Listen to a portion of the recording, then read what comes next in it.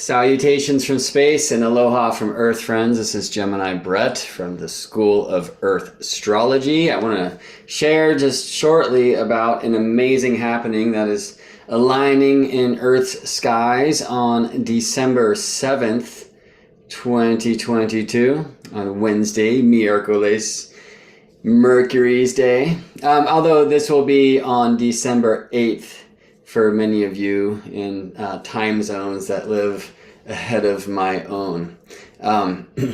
Right, so what is an occultation of Mars? Well, we're talking about a lunar occultation in this case. So just like we know the moon can occult the sun, of course we call this a solar eclipse. Moon visibly passing between our eyes and the sun in our sky. Moon can occult other stars in our heavens and can occult planets like Mars. So I want to show you a little bit of the astronomy behind this thing, and then we'll take a look at the chart. And I will also show you a map of where this phenomena will be visible on Earth. It's a full moon. It's the Gemini full moon occulting Mars next week. So the full moon is only in the sky at night. In other words, if it's daytime where you live during the moon-Mars conjunction, out of bounds in Gemini, then no occultation for you. Sorry to say. Let me show you the chart of this phenomena here. And I have this cast for Richmond, California. And actually, let me show you the map right now of where this occultation will be visible. Much of what I set those slides up for was to show you about the out of bounds phenomena. All right, so because that's like a huge piece of this. Now, moon does not have to be out of bounds to occult a planet like Mars at all, but that does happen to be the case for this occultation coming our way. So this is the map, clouds allowing. If you are in this blue zone on Earth, then this phenomena will be visible in your sky. I guess this red curve probably would be showing us just where the occultation is in the northeast rising, and then over here in Europe where it is setting. Okay, so where I live in Richmond, California, the occultation is going to occur around 8:18 p.m. Let's take a look at this in Stellarium Astronomy software. So I've got this set for Richmond, California, or El Sobrante, California, where I live, although I think I'm going to be at Berkeley Marina. In fact, if you live in the Bay, come meet me there. Clouds allowing, because there might be rain, and if there is, I'm not going, all right? But if the sky is clear, I will likely show up there before sunset. There's a place called the Cesar E. Chavez Memorial Solar Calendar at Berkeley Marina, at the Cesar E. Chavez Park. It's an amazing thing. It's a kind of old school stone circle where there's stones for the solstice, sunrises and sunsets, and for the equinox sunrises and sunsets, and it does more. And it's going to be a wonderful place to experience the out of bounds nature of Moon and Mars at this time. So I'll probably be there around 4 p.m. on December 7th, on Wednesday, if clouds allow, if it's not raining. For two reasons to get there so much earlier than the actual occultation. Oh, by the way, I should just say, if you come, if it's not raining and you're in the Bay Area and you want to come meet me there, make sure you wear tons of layers. It's typically ridiculously windy there, and it's right on the bay. It can be quite cold, so lots of layers. But it's an amazing place, not only for the stone circle, but you have an amazing view of the horizons. The sun will be setting maybe even into the Golden Gate Bridge from that view at this time, where we're getting pretty close to December solstice, of course, winter solstice up here in the Bay Area of California in the northern hemisphere, yeah. And when sun sets, which looks to be around 4:45 p.m., we're going to get a wonderful view, perhaps, clouds allowing, of Venus and maybe even Mercury on the sunset side of the sky in the southwest over here. Right? Venus has been invisible for a couple months now, a little bit more. And depending on where you are on Earth and clouds allowing, Venus is just now becoming visible as an evening star. This is her heliacal rise. So I want to celebrate that. I've not yet seen Venus. I've been looking out here every day, but I have a pretty big hill over here in the west. So at the solar calendar at Berkeley Marina, it's a pretty flat west horizon view. And I think we'll see Venus shining from like the Golden Gate Bridge, which will be pretty cool. And then Venus will point our way to Mercury over here, okay? Well, even before the sun sets, the moon will rise. Now, a thing that we teach is that full moon rises at sunset, and that is true-ish. There's a couple of things here. One, the moon at the time of rising, so let's go back, it's like, I don't know, looks like 4:20, bro. Let's go back to that time. Here we are. So moon is at 14 Gemini with the sun around 16 Sagittarius, right? It's going to be about 4 hours after this time where the moon opposes the sun. Moon moves about half a degree per hour, which is how I can get to that math quickly. So it's not quite a full moon yet. So moon's rising before sunset, but that's not the only reason. Another is latitude, which is something we want to talk about for why the moon is currently out of bounds. And I'm going to finish there, okay? But just to show you it here on the screen, this yellow curve known as the ecliptic, which I call the circle of spirit. Why? Because it is where the sun resides. It is the plane of Earth's orbital path about the sun, but in our earthly experience, that means it's the path that the sun takes through our sky, moving through the constellations and the signs of the zodiac, which are different things, okay? But that's what makes the zodiac constellations special, is they host the annual travel of the sun, and for the most part, the travel of the planets, because our solar system is relatively flat. So here's Jupiter and Saturn, Mercury, Venus, Moon, Mars, Uranus, right? They all tend to hang out, though they have their own orbital paths. They're all close to the ecliptic plane, okay? So, but it's really the plane of Earth-Sun, and I know it as the circle of spirit, because it's where the sun resides. So there's a couple of reasons why this full moon is rising before sunset in the northern hemisphere sky and at this place at this time. One is the moon is not quite yet full. It has not yet quite opposed sun. That will happen about 4 hours after moonrise. But another is that moon has significant northern latitude, which means moon is north of the ecliptic plane. So I'm supersizing these things here in Stellarium to make them easier to see, but this is more about the relative size of the moon in our earthly experience. Like the sun, the moon takes about half a degree of space in our sky. All right, so moonrise is going to be around 4:30 if there is a perfectly flat horizon east. And by the way, and I'm going to get back into this, well, we measure the placement of planets in the signs in our chart, not from the surface of the earth where we live and breathe and can witness these heavenly happenings, but rather from the center of the earth where we are all connected, where we are all one. We on earth are experiencing Earth's experience of the heavens. Now, moon is the only planet that's close enough to Earth for this to really matter, a difference between geocentric or earth-centered measurement versus topocentric or earth surface measurement. And we can show this in the chart, the shift in most astrological softwares. They offer an opportunity to look at the moon through parallax, which is the topocentric calculation. So you'll see it just barely changed. It really matters how far the moon is from the horizon, but it's about half a degree of a shift. Anyway, when we're looking at moon occulting a planet, of course, we want to consider the surface experience, since that's where we will experience these things from. And those are topocentric, means surface coordinates, or the parallax moon. So I'm going to show you how different that is as we move along. One difference it makes is when the moon is actually rising. So it looks like actually more like 4:30. And at the Berkeley Marina, when you're looking east, there's the Berkeley Hills there. So the moon will not be seen rising as it is rising on the horizon. It's going to take a little bit longer to climb up over the horizon.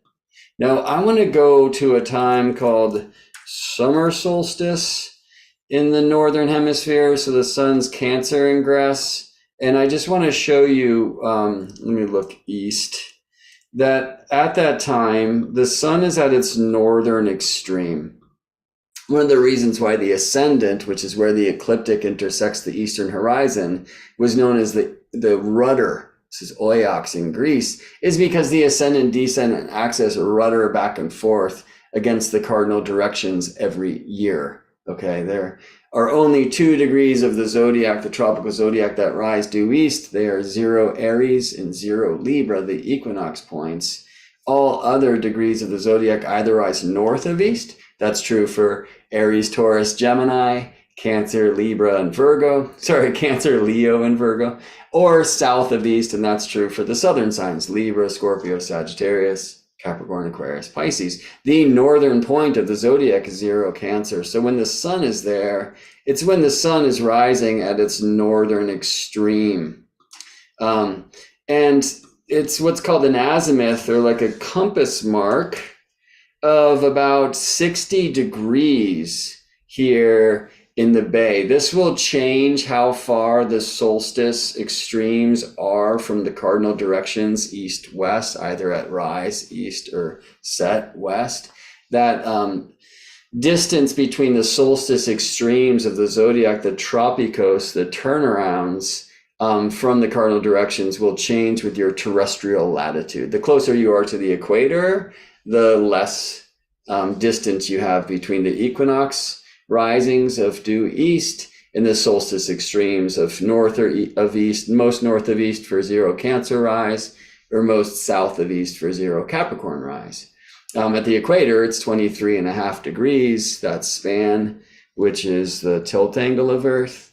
But you need some spherical trigonometry to see how it grows as you move either north or south of the equator. This is why the seasons are more extreme in extreme latitudes, like at the Arctic or Antarctic Circle, for example. Okay, so what I want to show you here, and I don't really have to look at this time of June solstice. This will be demonstrated by the sun, but every day of the year, 0 Cancer here in the bay rises 60 degrees azimuth, which is 30 degrees towards the north of east. Okay, well, why do I want to show you that? Let me go to now and get back to December 7th, the state of the occultation. And I will bring us to moonrise around 4:30 p.m. and show you that at that time, the moon is going to be rising further north of the solstice extreme. This is one of the ways that we experience the truth that the moon at this time is out of bounds. Okay, so this is a huge piece actually in the delineation set of this Moon-Mars occultation. Both Moon and Mars are out of bounds at the time of the occultation. Now, there's a really cool way to see this on an astrocartography map. If the map itself, like this one here in AstroGold software, will allow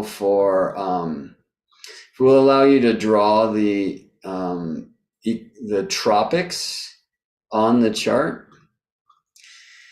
Because these tropics, this is the Tropic of Cancer and this is the Tropic of Capricorn down here, they are the bounds of the sun, right? So the tropics, the same thing for the tropical zodiac, it comes from Greek tropikos, which means turnaround, right? When the sun ingresses tropical Capricorn, it's directly above Earth's Tropic of Capricorn. And that's solstice, which means the sun stops. At that time, it stops moving south and it turns around, tropicos, and then moves north for 6 months. And then it will turn around at June solstice when the sun ingresses Cancer. It shines directly above Earth's Tropic of Cancer, then it heads back south. Okay.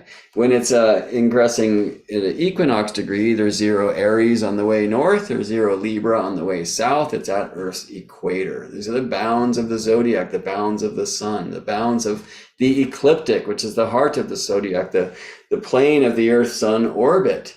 And in a globe, they'll always pass through, the ecliptic passes through the tropics. Let me show you a globe that has the equator shown, as most globes do, but also the ecliptic. And I mean, really, this Earth's going to be spinning through that, but here you can see the ecliptics at the Tropic of Cancer and down here at the Tropic of Capricorn. All right. We have some friends here for a study group. I'm not sure if their cameras are showing up on this YouTube live. Friends, I hope that's okay with you. And I will be done with this flow soon, and then we'll get into our Earth astrology group shortly thereafter.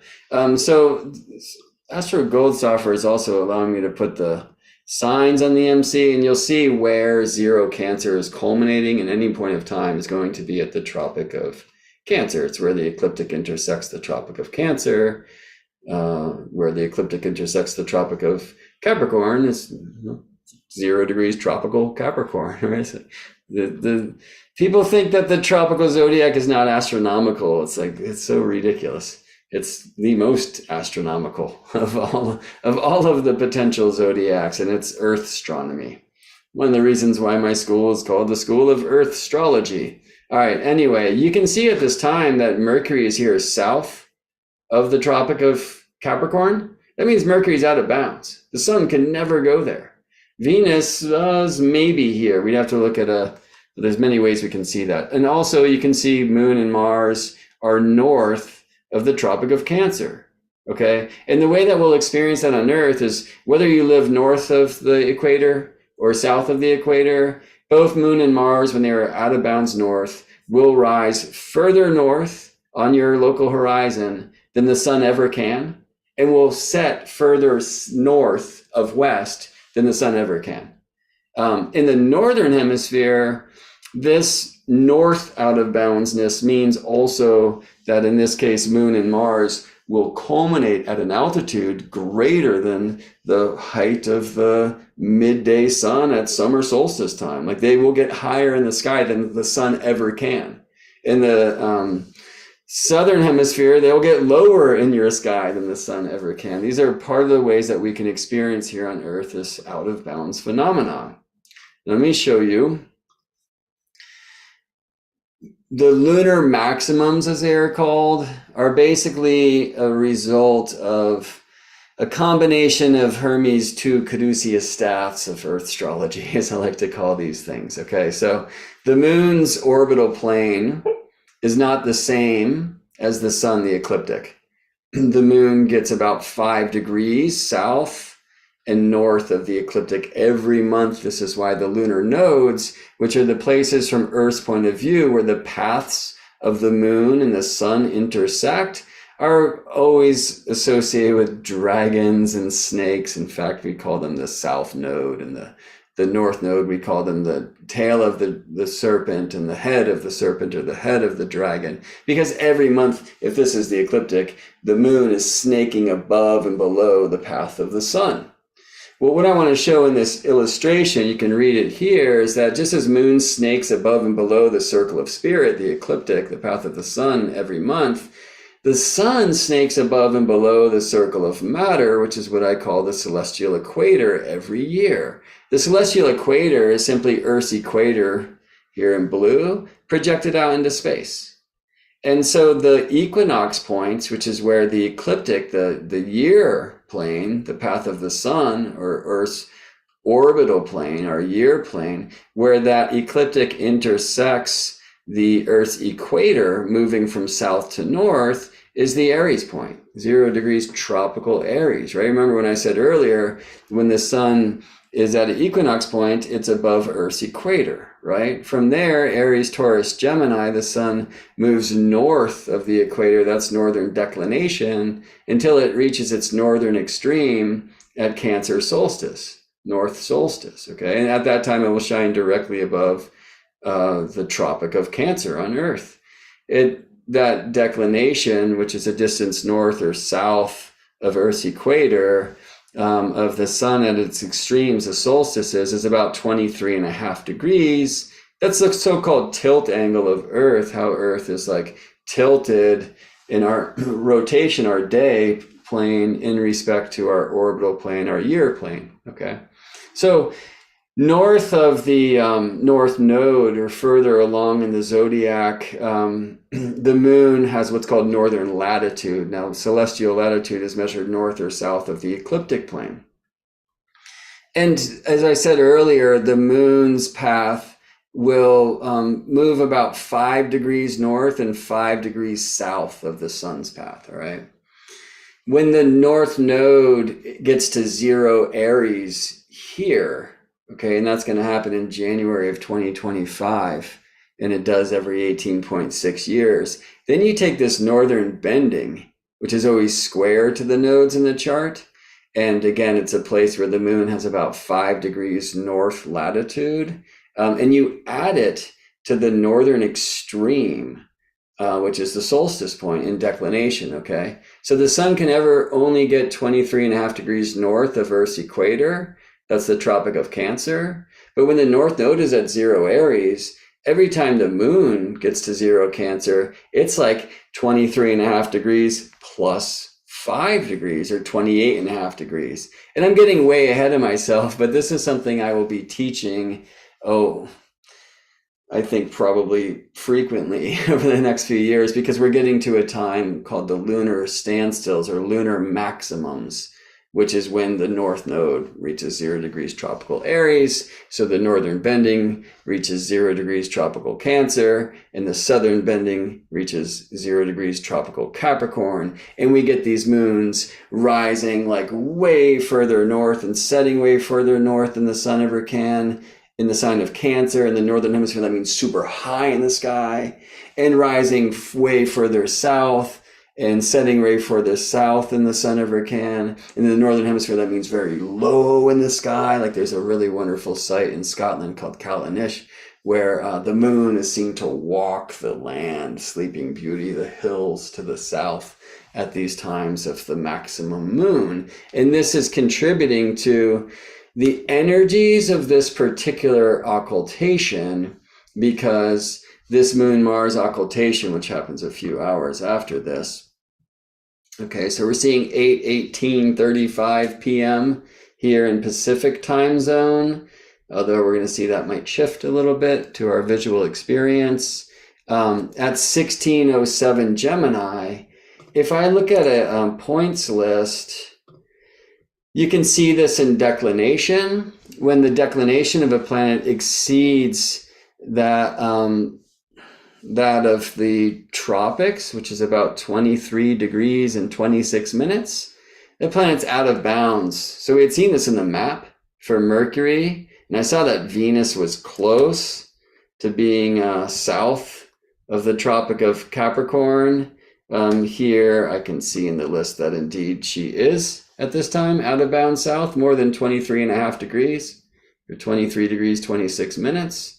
Mars significantly north out of bounds, almost 25 degrees, right? It's like 2.5 degrees more than the Tropic of Cancer, at about 23.5 degrees. Lilith is super north. And then, the subject of our occultation experience is the moon Mars. So they need to be conjunct not only by longitude, that's where we are along the ecliptic, but also by latitude, how far north or south of the ecliptic. And that will make them, because if they're conjunct by longitude and latitude, they'll also have a conjunction by declination, distance north or south of Earth's equator. And that's going to shift how they are seen rising, setting, and also the altitude that they will claim in the sky. So here you see at the time of their conjunction, Moon 25 north 31 declination. at 160707 Gemini. And here's Mars at 160706 Gemini with a declination of 2459. So they're not exact. Like Moon is a good half degree further north than Mars. But part of the issue here is we need to consider the parallax Moon, how this is seen from our feet on the ground point of view. So let me turn parallax on, and then I'm going to have to just move manually through time here. Hold on, we don't have to go so slowly. Looks like it's going to happen more like, at least according to Astro Gold software, that with the parallax considerations or topocentric Earth surface calculation, that Moon will conjoin Mars in the Richmond or Bay Area, California sky more like 7:05 p.m. And I'm interested in seeing the points list at the time. Do we see more of a conjunction by declination? And the answer is heck yes. In fact, look, it's exact, right? So Moon at 1608:17 Gemini, Mars at 1608:29 Gemini. I mean, seconds are such little increments of longitude or whatever. A 60th of a minute, which is a 60th of a degree, okay? But an exact declination to the minute conjunction, right? So this is called a parallel if there are different points of the zodiac, but if they're at the same point of the zodiac, in this case, that's the truth, it will be such in conjunction that it is an occultation. Moon, of course, is much closer to Earth than Mars, and so we will literally see Moon passing between us and Mars in our sky. And let's go a little slower. And then Mars will come out the other side. So you can see the clock down here. We're at like 5:12 p.m. I'm going to have to pick time up a little bit.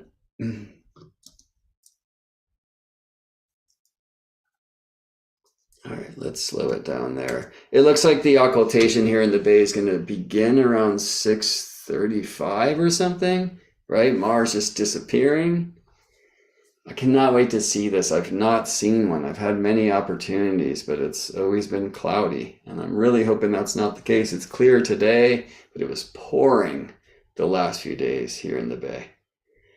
In fact, I couldn't see the recent lunar eclipse because of rain, and we need the rain here, and I love that. We don't need the rain on Wednesday. we need some clear skies. I will get on a plane, y'all, if this isn't available. And that's another thing. Like, if it's raining here, not only will I not be at the memorial calendar, but I will probably be in San Diego or something.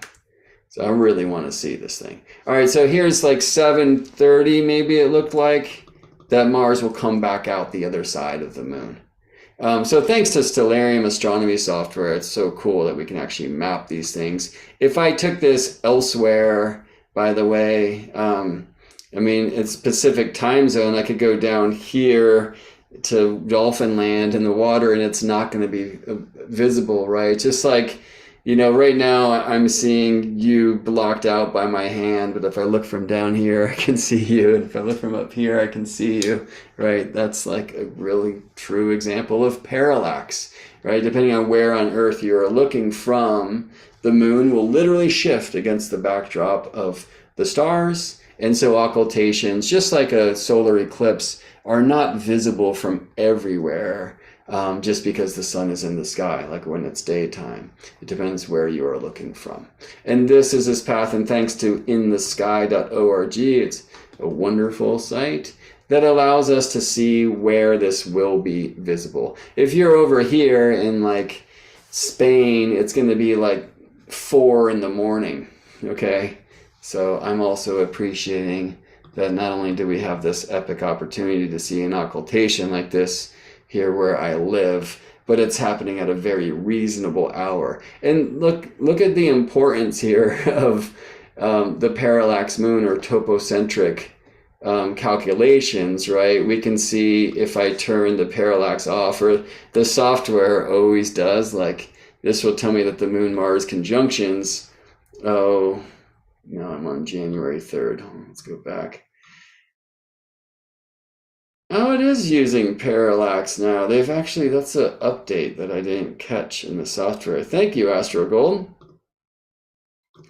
It used to be they would calculate only geocentric conjunctions. Okay, so the geocentric conjunction, not till 820, right? Like much later. Let me turn here in Stellarium, I'm going to turn the topocentric view off.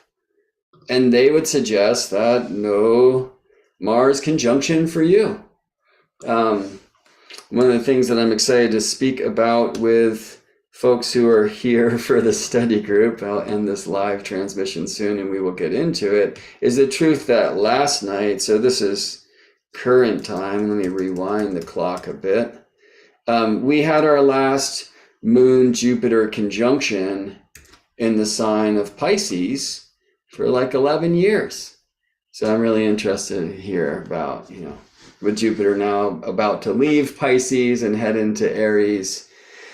Have you gotten that Jupiter Pisces wish? By the way, that's going to be the topic of the intent for a community discussion that I will also be hosting for NCGR, the National Council of Geocosmic Research. I'm the president of the chapter here in the Bay Area. And we have a community discussion every first Friday at 3:30 p.m. Pacific. That's today. And if you'd like to join that, if you're listening to this live, come on over. You can register for free at ncgrsanfrancisco.org.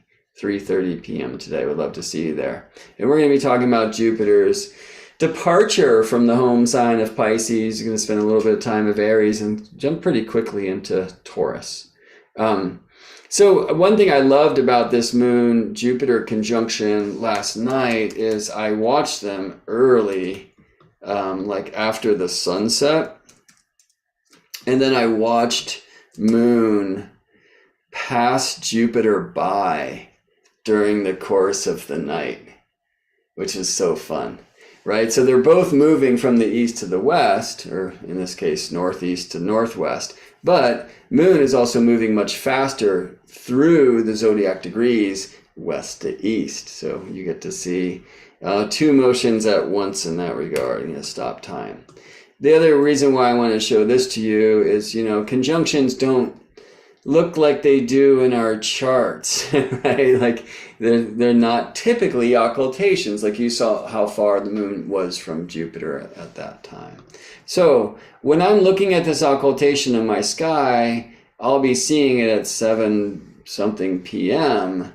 But when I'm considering this for Earth, I'm going to consider it in this way, the geocentric alignment, right? Because that's aligning in that way for all of Earth. And I'll take Leo away from the ascendant too. In fact, I'll just make it houseless to consider this whole thing for Earth. I mean, what I found is that the tropical zodiac is aligned to Gaia's spine, to the sword of our stone, to the world tree, to Earth's rotational axis. Like so many systems of ancient wisdom, the tropical zodiac is a directional device. And I can say that the tropical signs, they are like our planet Earth's houses. So let me take the angles off here. And if we were just to consider this chart in this way, with Venus and Mercury aligned to the Milky Way at the galactic center, and Moon occulting Mars on the other side, Jupiter right at the gateway of the equinox point, which is due east of the center of Earth, where we are all one. Like there are some fascinating things here, right? But what is it that the Moon will occult Mars and then carry the light of Mars to her next meeting, which will be a trine with Saturn? So at least it's a trine, but just as soon as this occultation happens, Moon will also be enclosed by Mars and Saturn, which in the old ways is besieged by the malefics. That would be much more evident energetically and perhaps in our correspondences of earthly events if Mars was overcoming or Saturn was being overcome. If Saturn was overcoming Mars on a square, Like the trine is an easier thing. We have that agreement and element and air. And this is something that I think we need to find agreements in if we want this to work for us instead of against us in our just like experience of the energies, which is we need to work on this Gemini Aquarius thing, right? Like we have to understand that not everyone is the same as me, nor should they be, but we need to learn to speak other people's languages and take that kind of Sagittarius journey into other cultures, Capricorn, other traditions, Pisces, other empathies and intuitions, right? For us to make this trine a beautiful thing, which is like honoring my truth and not being afraid to express it, as weird and as out of bounds and as freaky as it may be, and allowing you to express yours to me. Like being willing to meet out of bounds will help us, I think, bring a more rational and grounded collective consciousness. I hope, pray for that expression of this thing, because the moon occulting Mars, got a war in Gemini. This looks like a war of the words, and they're square with Neptune in Pisces. There can be a lot of manipulation. Like just turn on your TV if you want to up your game in that reality, okay? We want to get past that. And part of this says, because they're out of bounds and in Gemini, let your freak flag fly, and then you will be able to meet in a more kind of equal space in Saturn, because you might not be freaky in the way that I am. But if you are willing to show me your freak and I'm willing to show you mine, we can at least say, okay, I'm not alone in this thing. And I think that's going to be really important in our personal connections and maybe more familiar and village connections, and also global as well. I don't want to make some predictions about how this thing could play out in, I don't know, the geopolitics on the global realm. I don't have to. It already is. And sadly, it does look like a war, and a war of words, too many of them. And often is the case, it seems like people would prefer for there not to be peace. And if you're willing to look into just why that may be, I think some of the deep revelations of a wider consciousness are available through this thing. But Gemini, Sagittarius, this is the axis of truth. And sometimes it's easier just to leave that realm unexplored, isn't it? Well, don't. This is what this thing is calling us to, is an opportunity to see deeper truths. If we're willing to release our beliefs. Yeah. So happy occulting to you, friends. Thanks for spending some time with me here. If you dig the video, please give it a like and share it around. If you're interested in joining an Earth Astrology study group, we'll find out more about it at my website, GeminiBrett.com. See you.